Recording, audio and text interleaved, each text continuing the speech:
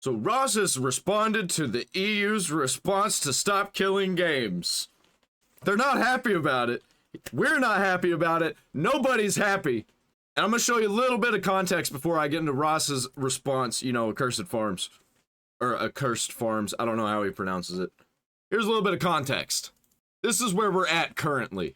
I signed the Stop Killing Games initiative. Peter, that's going to kill the entire live service industry. I just told you I've signed it, Thor. You don't have to convince me. So I saw Thor was pissed off about this. I've been called a pedophile, zoophile, rapist, corporate plant, degenerate, narcissist, and they attacked all the accomplishments over my life despite physical evidence to prove to the contrary. Everybody know he worked at Blizzard? He worked at Blizzard, guys, for years. For like 7 of them. So I'm going to be honest with you. I hope that your initiative gets everything you asked for, but nothing you wanted. And I'll leave it there. I think this is really unfair by Thor. Everything is unfair by Thor. He's an actual malicious piece of shit. Like, why are you so mad, dude? Why are you so mad? Everybody is against you. And he is absolutely crashing out. People that did that were from Classic WoW. They weren't from Stop Killing Games. You should True. hope the Classic WoW servers get shut down, or they add in like Titan forging the Classic WoW. I don't think it was that. He's mad at Stop Killing Games now because he got swatted, and he's blaming Ross and Stop Killing Games and all of us for all of that happening to him. And those people are not real gamers. They're Classic WoW people.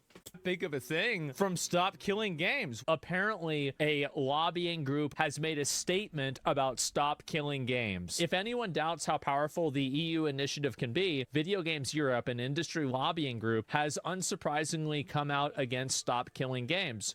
I knew it was going to happen. I knew they would. I've said it like pretty much this whole time. Video Games Europe said in their statement, decision to discontinue online services is multifaceted, never taken lightly, and must be an option for companies when an online service is no longer commercially viable. Again, that's not even what people are asking for. People are not asking for. They like can't get it into their heads that, oh, well, they're games, we won't be controlling them. We have to make money off of them constantly, and if they're not up, then we're spending money, so we have to pull them. They can't think of any other way. Why would I give my games to people for free? I want to make money off of this thing. If I can't make money off of it, why am I keeping it? Why am I just putting it out there to the world? I got to keep it hidden and safe because what if I can sell it again? These people are disgusting corporate freaks who are only worried about money. They're not worried about making good games. They're not doing things good for the industry. They're doing things that are good for making executive lots and lots of money.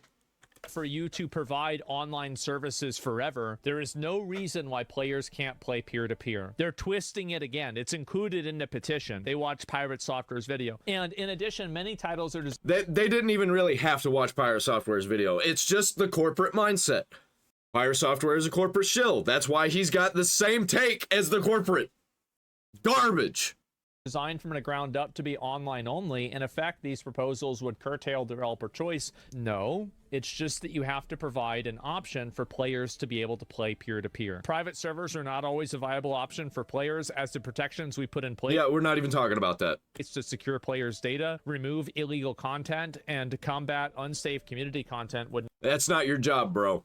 Not exist and would have rights holders liable. No, it wouldn't. You don't have to regulate the entire internet. And also, if you are, then maybe we should solve that problem too. How about we stop creating this apparatus of retardation that everybody has to fucking play gymnastics around? It's the web of disgusting bullshit that's in everything. Every industry has a web of disgusting bullshit that's based on doing evil things, anti-consumer shit, and making the most amount of money possible for executives. Because a bunch of lawyers want to make money. Cybersecurity argument. Oh yeah, let's go ahead and let's hear the cybersecurity argument from Sony. Oh no, Sony says that if somebody else is running it, your stuff might get hacked. Oh my. Holy shit. It's not like they get hacked like every year. My God, imagine if that happened. So Billy Mitchell said that he was going to sue Thor. Donkey Kong. What the fuck? Hold on, I did not know this. Oh, he's just insane. Okay, no, he did actually. That's the Donkey Kong guy. I'm my legal team, whatever, man. Have fun. Yeah, everybody, bro, like, people suing each other, getting into all this shit. Oh my God. I think it's bad that everybody's suing each other, but you know, like, People keep doing dumb shit. What else is there to do? How else do you go after people when platforms won't do shit and executives won't do shit? I don't know. I don't get it. All right, now on to Ross's response. The industry is lobbying against Stop Killing Games. Hello! I have Hello. a development on the Stop Killing Games campaign. Woo! Now, as I mentioned earlier, it's recently crossed the 1 million signature mark, though Yeah. I'm assuming nothing. Yeah, we gotta pump those numbers up. We gotta jump them up. We gotta jump the fuck up! Jump, jump, jump, jump! In fact, I've been given stats that there was a previous initiative that had 250,000 of its signatures invalidated. And I could see us setting a new record there. So keep signing. That's the first thing. Second, for anyone who doubts how powerful this initiative can be, we now have a lobbying group issuing a statement about us. I bet we're gonna start seeing companies release statements about this too. If we keep getting stronger, we keep growing in numbers, they're gonna have to respond. They'll be forced to. Do you think if we had no chance of changing things, we would have lobbyists coming out against us? Right? Yeah, I think we're winning. They're gonna try and Stop Killing Games. Guaranteed. And we can't let them do it. Well, a big one is Video Games Europe. Best I can tell, this is essentially the voice of the industry. So of course they're going to be against any proposal we make, because they're ideologically opposed to us being able to retain our games. Yeah, because they make money whenever the executives make money because they work for the executives. Really can't emphasize that enough. Even if every developer in the world was for our proposal, the industry would still be against it. Because it's not developers who make most of the big decisions. It's shareholders and companies worth billions. So with that in mind, let's go through this statement quick by our opposition here. We appreciate the passion of our... How did we get to the point where it's not even billionaires that control everything? It's the billionaire companies. It's the companies with billions that control everything. How did we get to this point? Our community. However, the decision to discontinue online services is multifaceted, never taken lightly, and must be an option for companies when an online experience is no longer commercially viable. Well, I have great news for you, Video Games Europe. We are in no way seeking to impede your right to discontinue online services. We are saying you can shut down your games whenever you want. But you have to do that responsibly, in a way that doesn't take back rights you already sold to customers. Yeah, some people forget that companies have to sell you some rights to begin with to even play the games. We understand that it can be disappointing for players, but when it does happen, the industry ensures that players are given fair notice of the prospective changes in compliance with local consumer protection laws. Okay, well first off, I'm not a lawyer, but this guy at WBS Legal is, and he thinks Ubisoft probably broke the law when it shut down the crew, giving players only 3 months notice. Dude, everybody thinks so. And even if they didn't, it needs to be. It needs to be a law. You shouldn't be allowed to do this shit, man. It's disgusting. Imagine when they shut down the servers for Halo 3, that you just aren't allowed to play it anymore. They remove it, all the copies are broken. It's not like that. You can play Halo 3 with your own servers. When they should have given more like 2 years. Yeah, you know, Ubisoft, one of your members. So this is probably a false statement out the gate. But you know what? That's not even our issue. So I don't even care how much notice you're giving to players. What I care about is that you're not depriving them of their purchase. Yeah, if you said, like, hey, sorry, we've had this game online, we're shutting it down today. I don't care, as long as you're like, we're also gonna open it up to where you can, browse for your own servers. You know? It's pretty fucking simple to do that. Private servers are not always a viable alternative option for players. We're not looking for private servers, man. Just put in a third-party browser server. Or server browser. The protections we put in place to secure players' data, remove illegal content, and combat unsafe community content would not exist and would leave rights holders liable. Okay, several things here. We have to break it down. Private servers are not always a viable alternative option. So they're saying for a new game concept, which hasn't even been made yet. Sometimes there is no way they can add an end-of-life plan to the design? Their programmers' fingers simply can't type that? I would love to see them say this to a room full of developers. I think the Well, a room full of developers that aren't the corporate shills, like Pirate Software. industry would be surprised how viable it was if the law said you can't take back the limited license rights you already sold to the customer. And this next part. Yes, this part is true. Players will absolutely be getting a rougher and more wild experience playing an unsupported game. I happen to know a thing or two about that. So yes, that's the nature of anything unsupported. It's the nature of things. It's not a good excuse to destroy what people paid for. It just means they're on their own. But then they say this part. It would leave rights holders liable. Okay, I am not a lawyer, but my first impression is this strikes me as very not true. Yeah, even if it was, it could be not true. Because that's fucking retarded. The way I read this, they're saying they are incapable of writing an end-user license agreement that absolves them of all liability on shutdown. Like planning for end of life, apparently it's just not possible. So me, as a layman, I'm wondering what's the problem with adding a line like this to the EULA? Once our company ends support, we are not responsible for any and all issues that arise from users continuing to operate the game in a discontinued and unsupported state, and absolve ourselves from any and all liability pertaining to its continued use. There's probably a better way to say that, but Remember back in the day, whenever Xbox Live was kind of a wild wasteland, where people were just saying crazy shit and there was no policing of it, and they would put up warnings like that to absolve themselves of any kind of lawsuit because of what people online said. Remember those days? Now you can't even do that. They completely police it, and also in the most extreme cases, they just take out the voice chat entirely. For no reason. Like, they absolved themselves. Nobody got into lawsuits over things that people said. you get the idea. They seem to be saying a line like that is just impossible to write. See, I'm puzzled by this because as a consumer, I've seen all kinds of things have support end, but I still get to keep them? I'm just on my own. That's a very common thing. I think we need a lawyer to weigh in on this. So if we take them at their word, it sounds like they're concerned about protecting customers. Okay, but their solution is customers must have their purchase taken away from them forever. Yeah, it's so fucking backwards and so fucking...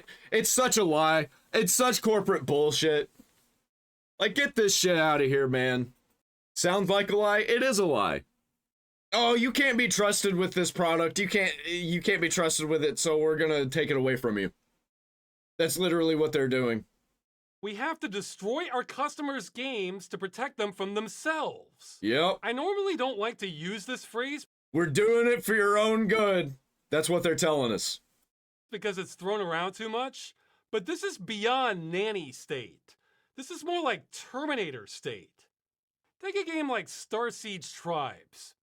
For all purposes, that's a game intended to run online with other people, or over a network at the very least. It was discontinued in 2004, but you can still run it today, online. This lobbying group seems to be saying that's a liability. No one should have been permitted to run this game after 2000. Well, then all of the games that have been out for 20 years, 30 years, they need to be shut down, right? Because bad things could happen to bad people in there, you know?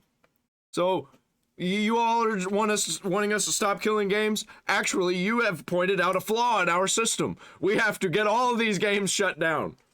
2004, and it's a mistake that this game is still allowed to exist because of the risk to consumers. We would have destroyed every last copy of it back in 2004 if we could have. We couldn't then, but we can now. So that's our business model with new games. See, I take that as extremely hostile to both.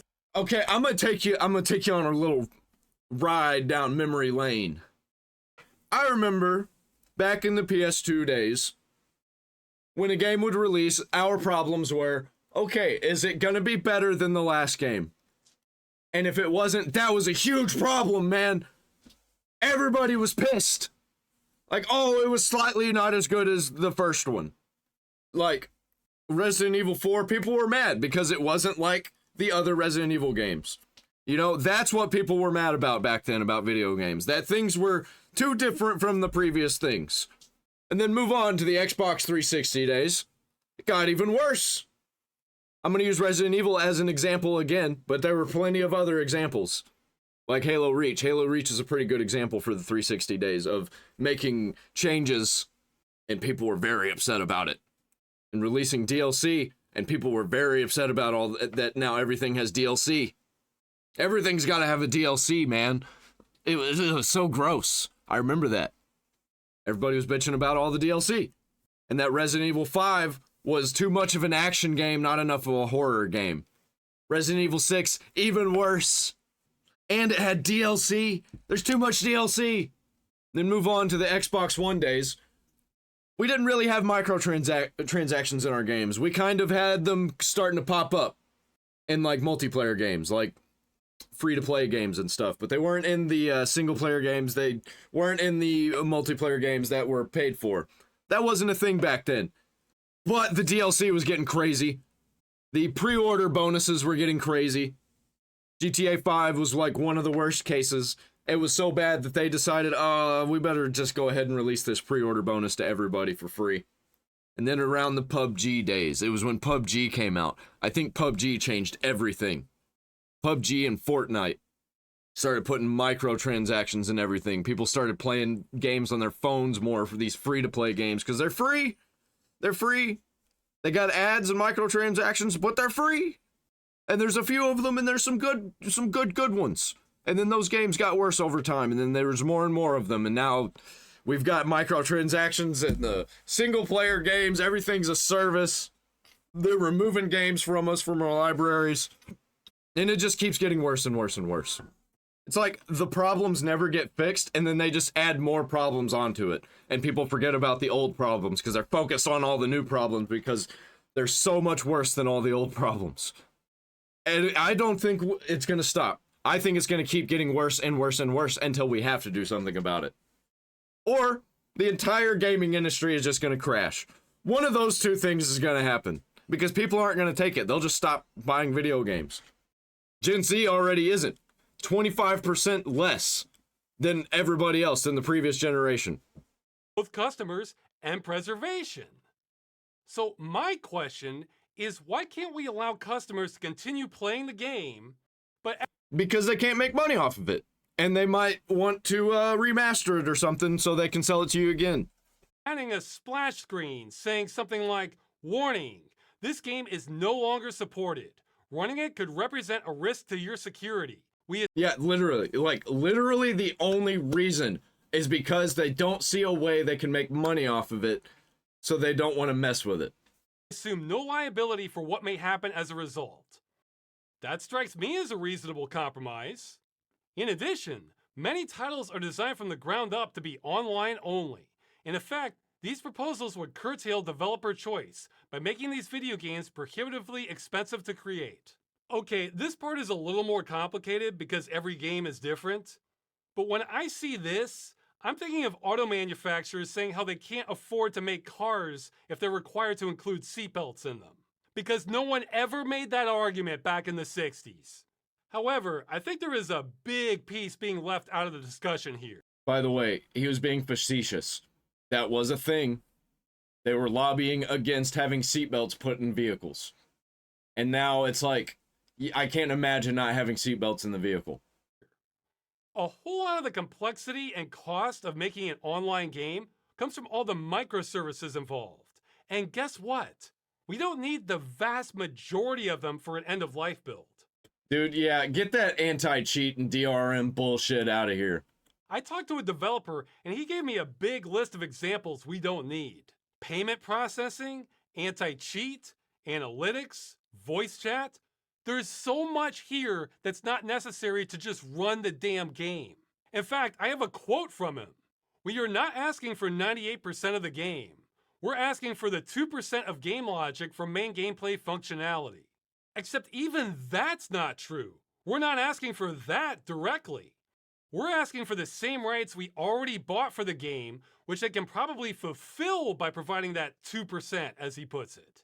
So let's cut out all this extra crap before we start talking about how cost prohibitive an end-of-life build is. Now, that does mean designing games so it's easier to turn off all these microservices is a very good idea.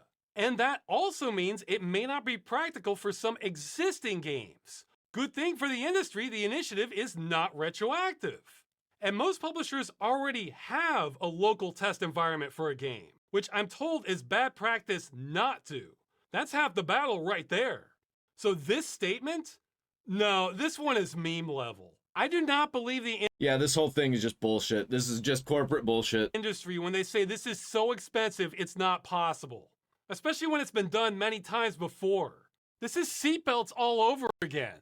And how about getting input from big European developers not on this list, like CD Projekt or Larian?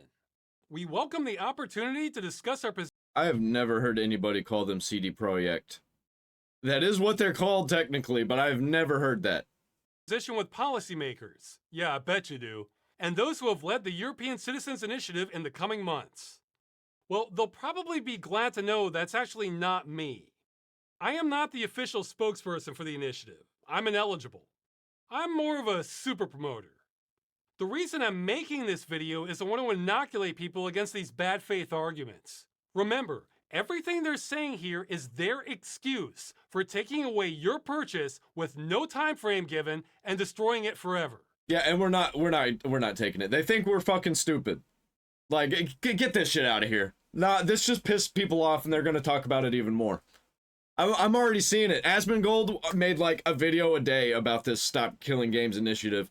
Up until this got announced, up until this was a thing, and he released like 2 clips and 2 videos, 3 videos just about Stop Killing Games. And so many other people are doing that. Everybody's making more and more videos. I'm making more videos. Because we're gonna stop killing games. Fuck this response. This is ridiculous. This is retarded. Is this a good enough excuse for you? It isn't for me. Nope. Especially when they're lying. Yep. I think that's worth taking into consideration. They're really good at that. They're really good at lying and misrepresenting, and this isn't even anything that we want. The thing that they say they can't do doesn't have anything to do with what we want. And on that note, they also released a longer statement. But do I really need to go over this? Why providing continued support do not work for all games? Oh, we're back to the classics. Okay, so they don't even understand what we're asking for. Why providing continued support do not work for all games. Okay, I get that you're in Europe, but that's not English. Why providing continued support does not work for all games. That's what you should have said. You know what? I'm gonna let them figure it out. I played that song enough already. If I have to explain that a 500th time, I want it to at least be to someone who's not being paid to undermine us. Now, they're going to be lobbying politicians with this, I'm assuming, but we can try and do our part too. Yeah, by not buying the shitty games in question. If you're super motivated on this and are part of the EU, you can contact a member of European Parliament and tell them about the initiative. I've been told you should target ones in the Internal Market and Consumer Protection Committee. There's a link in the description below. Just pick one for your country, and I'm just relaying this next part. I have no idea myself, but I've been told you should maybe avoid PFE and ESN, as they're not known for doing things, is how it was explained to me. And the last bit of advice is a lot of email to them gets buried. So if you want something that stands out, this title was suggested to me. 1 million plus sign European Citizens Initiative. Stop destroying video games. Help us protect gamers' consumer rights. And that's all I have on Video Games Europe lobbying against us. For now. For now, I guess. Yep. A quick update We'll be to the back. last video. I didn't mean to scare the hell out of everyone signing. If you made an honest mistake filling out the initiative, it won't count, but don't worry. I don't think you'll be in any trouble with the law. Just don't spoof fake signatures. That's the part that's a big deal. Also, don't sign if you're not voting age. I've said this before, but it's been a while. There's always 50 things to cover. Finally, if you have made a mistake, you might be able to get it corrected. get in touch with the official spokesperson, Daniel. His info is on the initiative page. All right, that's it. Keep signing to make sure this happens. Yeah, I love how people are hating on Ross because he doesn't know what he's talking about. Like Pyre Software hating on Ross, and he's literally just the mouth. He's not the one who came up with it. Well, he might have helped, but it's not his. It does belong to somebody else, which I never even really thought about that. I didn't think that it was his thing anyway, but I thought it was like a group of people. I didn't think it was just him. But apparently there's a different guy that's heading it. Didn't know that. That's cool. And it's fucking stupid that people keep hating on Ross for it. Yeah, we're not going to shut up about this. We need to make even more content about Stop Killing Games. Because this is all bullshit. I'm sick of it. I don't want to go into my library and then just like Darksiders 2 randomly disappeared because one of the songs that the license ran up for. Which probably not going to happen. I don't think that's going to happen in Darksiders 2. That was just the game that I was looking at on my screen.